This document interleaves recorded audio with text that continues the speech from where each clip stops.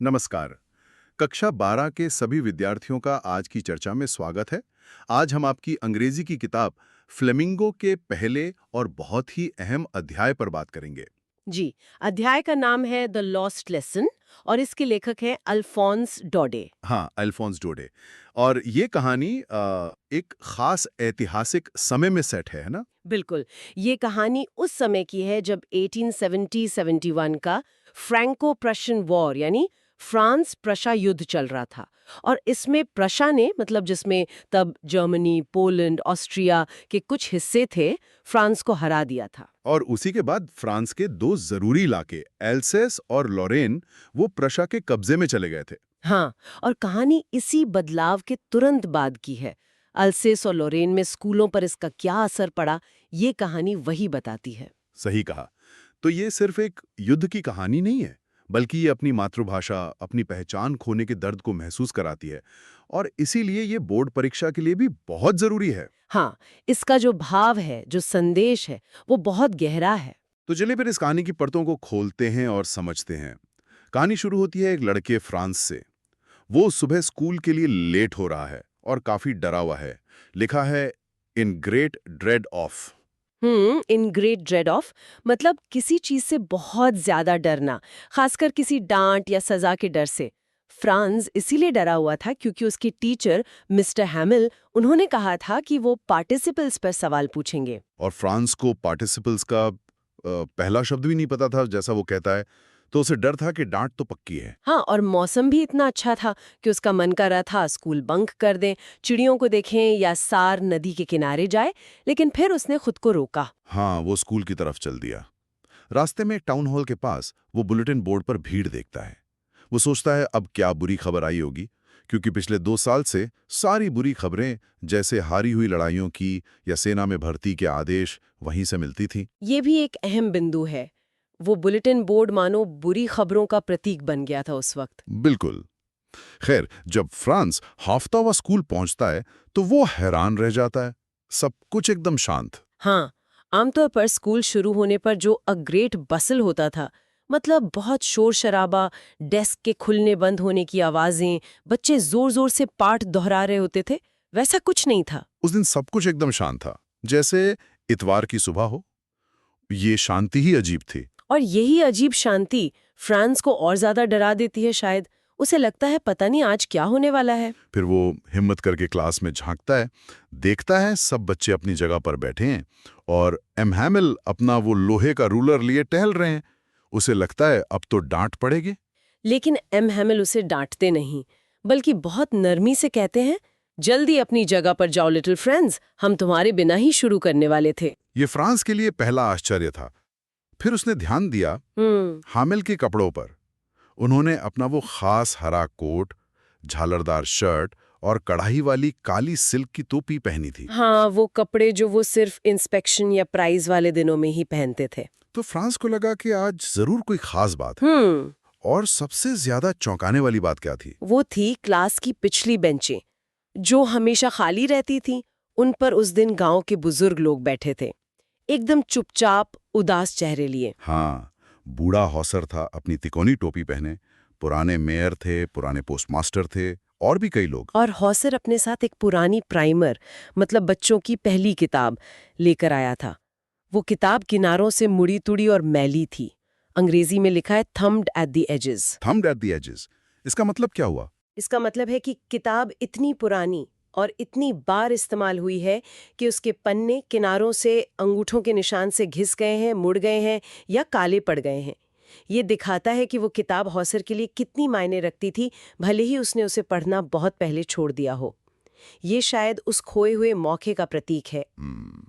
और तभी एम हैमिल अपनी कुर्सी पर चढ़ते हैं और बहुत गंभीर लेकिन विनम्र आवाज में घोषणा करते हैं। वो पल तो कहानी का टर्निंग पॉइंट है। बिल्कुल। वो कहते हैं, मेरे बच्चों, ये मेरा आखिरी पाठ है जो मैं तुम्हें दूंगा। बर्लिन से आदेश आया है कि एल्सेस और लॉरेन के स्कूलों में अब केवल जर्मन पढ़ाई जाएगी। नए मास्टर कल आ जाएंगे। ये तुम्हारा आखिरी फ्रेंच पाठ है। मैं चाहता हूं कि तुम बहुत ध्यान से सुनो। और फ्रांस के लिए ये शब्द जैसे थंडर क्लैप थे। मानो बिजली गिर पड़ी हो। तब उसे समझ आया कि टाउन हॉल पर भीड़ क्यों थी, स्कूल में इतनी शांति क्यों थी, एम हैमिल ने खास कपड़े क्यों पहने थे और गांव वाले क्यों आए थे। यहीं से फ्रांस का पूरा नजरिया बदल जाता है। अचानक उसे अपने उन पाठों का बहुत पछतावा होता है जो उसने याद नहीं किए। उसे पक्षियों के अंडे ढूंढने जाना, सार नदी पर फिसलने जाना, ये सब वक्त की बर्बादी लगने लगता है। हाँ, और जो किताबें थोड़ी देर पहले उसे मुसीबत लग रही थी, वो अब उसे पुराने दोस्तों की तरह लगने लगती हैं, जिन्हें वो छोड़ना नहीं चाहता। और एम हैमिल का जो डर था, उनका रूलर, उनका गुस्सा, वो सब फ्रांस भूल जाता है। उसे बस ये ख्याल आता है कि ये टीचर अब चले जाएंगे। उसे उनके लिए दुख होने लगता है। ये एक बड़ा भावनात्मक बदलाव है। और ये बदलाव सिर्फ फ्रांस में नहीं, शायद सभी में आ रहा था। गांव वाले भी इसीलिए आए थे शायद। बिल्कुल, ये उस चीज को खोने का एहसास था जिसे उन्होंने कभी अहम नहीं समझा था, अपनी भाषा, अपनी शिक्षा। एम हैमिल फिर फ्रेंच भाषा के बारे में बात करते हैं। उसे दुनिया की सबसे खूबसूरत, सबसे स्पष्ट, सबसे तार्किक भाषा बताते हैं और एक बहुत अहम बात कहते हैं। हाँ, वो कहते हैं कि हमें इसे अपने बीच सुरक्षित रखना चाहिए, कभी नहीं भूलना चाहिए, क्योंकि जब कोई कौम गुलाम होती है तो जब तक वो अपनी भाषा से मजबूती से जुड़े रहते हैं, it is as if they had the key to their prison, मानो उनके पास अपने जेल की चाबी होती है। जेल की चाबी, ये बहुत शक्तिशाली इमेज है। इसका क्या मतलब हो सकता है? इसका गहरा मतलब है, भाषा सिर्फ बोलने का तरीका नहीं है, वो आपकी पहचान है, आपकी संस्कृति, आपका इतिहास, आपकी सोच को जिंदा रखती है। अगर आप अपनी भाषा को बचाए रखते हैं तो बाहरी ताकतें आपकी जमीन पर, आपके शरीर पर कब्जा कर सकती है, पर आपकी आत्मा, आपकी सामूहिक चेतना को वो पूरी तरह गुलाम नहीं बना सकती। अच्छा। भाषा आपको जोड़े रखती है, आपको अपनी जड़ों से ताकत देती है, वो आज़ादी की उम्मीद जगाए रखती है। तो एक तरह से भाषा गुलामी की मानसिक जंजीरों को तोड़ने की चाबी बन जाती है। वाह, ये तो बहुत गहरी बात है। फिर एम हैमिल थोड़ी आत्मालोचना भी करते हैं। वो कहते हैं, we've all a great deal to reproach ourselves with. इसका क्या मतलब है यहाँ? रिप्रोच आवरसेल्व्स मतलब खुद को दोषी ठहराना, अपने किए पर पछतावा करना। हम्म। एमिल कहते हैं कि एल्सेस की यही दिक्कत रही कि सब ने सीखने को कल पर टावा। उन्होंने कहा, तुम सोचते हो अरे अभी बहुत वक्त है, कल सीख लेंगे। और वो सिर्फ बच्चों को दोष नहीं देते। नहीं, बिल्कुल नहीं। वो माता पिता को भी जिम्मेदार ठहराते हैं, जो बच्चों को स्कूल भेजने की बजाय सोचते थे कि उन्हें खेतों में या मिलों में काम पर लगा दे ताकि थोड़े और पैसे आ जाएं। और वो खुद को भी नहीं बख्शते। हाँ, वो खुद को भी दोषी मानते हैं। याद करते हैं कि कैसे कई बार उन्होंने बच्चों को पढ़ाने की बजाय अपने बगीचे में फूलों को पानी देने भेज दिया था, या जब उन्हें मछली पकड़ने जाना होता था तो वो स्कूल की छुट्टी कर देते थे। तो ये एक तरह की सामूहिक जिम्मेदारी का एहसास है कि सबने अपनी भाषा और शिक्षा की कदर नहीं की। हम्म। फिर लिखने का पाठ होता है। माहौल बहुत शांत और गंभीर है। एमिल नई कॉपियां देते हैं जिन पर सुंदर लिखावट में फ्रांस, एल्सेस लिखा है। मानो वो छोटे झंडे हों जो क्लासरूम में लहरा रहे हों। सब बच्चे लिखने में इतने मग्न हो जाते हैं कि सिर्फ पेन के कागज पर चलने की आवाज आती है, एकदम पिन ड्रॉप साइलेंस। और तभी छत पर कबूतर गुटरगू करते हैं और फ्रेंड्स के मन में एक बहुत मासूम सा लेकिन गहरा सवाल आता है। हाँ, वो सोचता है, will they make them sing in German even the pigeons? क्या वे इन कबूतरों को भी मजबूर करेंगे कि वो जर्मन में गाएं? ये सोचने वाली बात है।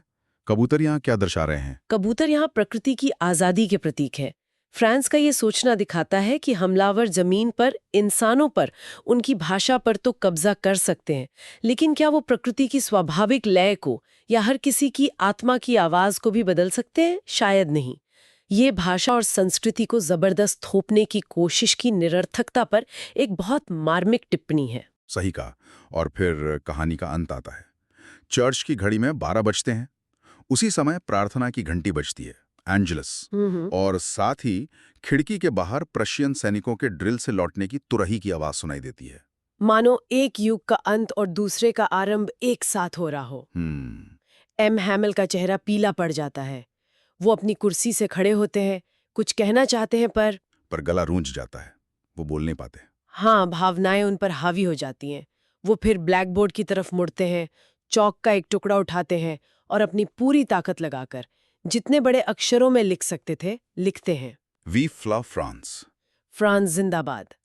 ये सिर्फ 2 शब्द नहीं, ये उस वक्त उनकी सारी भावनाएं थीं, उनका देश प्रेम, उनका दर्द, उनका विरोध, उनकी पहचान को बचाने की आखिरी हताश कोशिश। और फिर वो बस दीवार के सहारे से टिका लेते हैं और बिना कुछ बोले हाथ से इशारा करते हैं। School is dismissed, you may go. School खत्म हुआ, तुम जा सकते हो। एक बहुत ही भावुक और शक्तिशाली अंत। बिल्कुल। चलिए अब जरा किरदारों पर फोकस करते हैं। फ्रांस, उसका बदलाव कैसे देखते हैं आप? फ्रांस का सफर कमाल का है। कहानी की शुरुआत में वो एक आम लापरवाह बच्चा है, स्कूल से भागना चाहता है, पढ़ाई से डरता है, लेकिन सिर्फ एक सुबह के अनुभव से, उस आखिरी पार्ट से, वो पूरी तरह बदल जाता है। हाँ, उसमें डर की जगह सम्मान आ जाता है, लापरवाही की जगह पछतावा। और अपनी भाषा, अपनी संस्कृति, अपने टीचर के प्रति एक गहरा लगाव पैदा होता है। ये दिखाता है कि कैसे संकट के पल हमें चीजों का असली मूल्य सिखा देते हैं। वो बच्चा बड़ा हो जाता है उसे एक दिन में। और हैमिल, वो कैसे दिखते हैं? एम हैमिल भी एक जटिल किरदार है। शुरू में वो सख्त टीचर लगते हैं जिनका रूलर डराता है, लेकिन आखिरी पाठ में उनका एक अलग ही रूप सामने आता है। एक बेहद समर्पित शिक्षक, एक देशभक्त, जिसे अपना देश और अपनी भाषा छिन जाने का गहरा दुख है। उनका वो खास कपड़े पहनना, 40 साल की सेवा का जिक्र करना। हाँ, और अंत में वो वी वे ला फ्रांस लिखना, ये सब उनके चरित्र की गहराई दिखाते हैं। उनमें कर्तव्यनिष्ठा भी है और गहरा भावनात्मक दर्द भी। वो एक ट्रेजिक हीरो बन जाते हैं उस दिन। और गांव वाले उनका पीछे बैठना क्या मतलब रखता है? गांव वालों का वहां होना बहुत सिंबॉलिक है। वो सिर्फ एम हैमिल को विदाई देने या धन्यवाद कहने नहीं आए थे। वो एक तरह से उस देश और भाषा के प्रति सम्मान दिखाने आए थे, जो अब उनकी नहीं रही थी। और शायद अपने अफसोस को भी जताने आए थे। बिल्कुल। ये उनका सामूहिक पछतावा भी था कि उन्होंने अपनी भाषा और शिक्षा को तब महत्व क्यों नहीं दिया जब उनके पास मौका था। उनका वहां बैठना एक तरह से अपनी खोई हुई विरासत पर शोक मनाना था। चलिए अब कहानी के मुख्य संदेशों या थीम्स पर आते हैं। सबसे पहला और सबसे साफ थीम तो है भाषाई पहचान और सांस्कृतिक गौरव। हाँ, ये कहानी बहुत जोर देकर कहती है कि भाषा सिर्फ बातचीत का जरिया नहीं है, वो आपकी पहचान है, आपकी संस्कृति की आत्मा है, आपके इतिहास की वाहक है।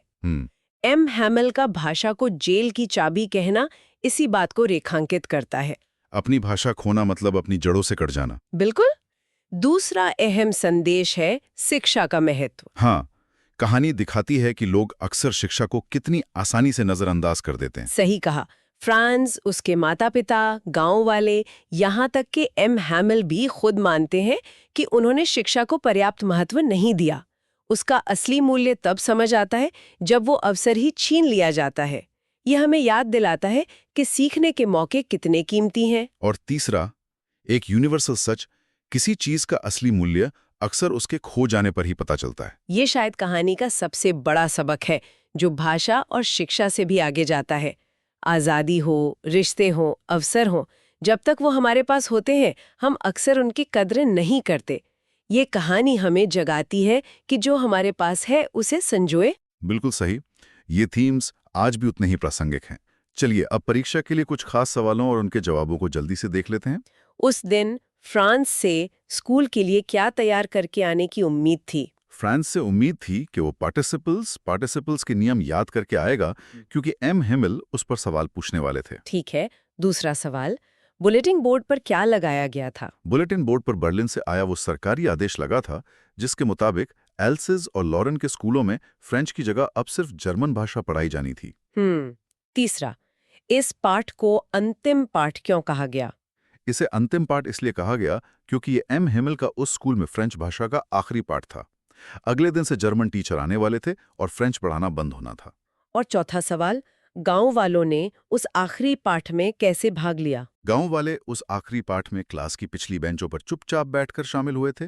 वे एम हैमिल की 40 साल की वफादार सेवा के लिए उन्हें धन्यवाद देने, अपनी भाषा और देश के प्रति सम्मान प्रकट करने और शायद शिक्षा को नजरअंदाज करने पर अपना दुख और अफसोस जताने के लिए वहां आए थे। बहुत बढ़िया। तो ये थी अल्फोंस डॉडेट की दिल को छू लेने वाली कहानी द लास्ट लेसन पर हमारी आज की गहरी बातचीत। ये कहानी हमें बार बार याद दिलाती है कि अपनी भाषा, अपनी संस्कृति और अपनी शिक्षा का सम्मान करें। बिल्कुल। उम्मीद है कि इस चर्चा से आपको ये अध्याय और इसके गहरे मायने समझने में मदद मिली होगी।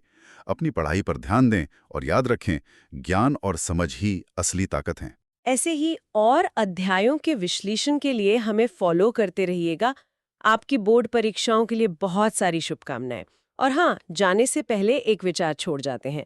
जैसे फ्रांस और अल्सेस के लोगों को अपनी भाषा खोने का एहसास हुआ, क्या आज की दुनिया में जहां हम इतनी सारी भाषाओं और प्रभावों के बीच जी रहे हैं, हम अपनी मातृभाषाओं की उतनी ही कदर करते हैं? सोचिएगा जरूर।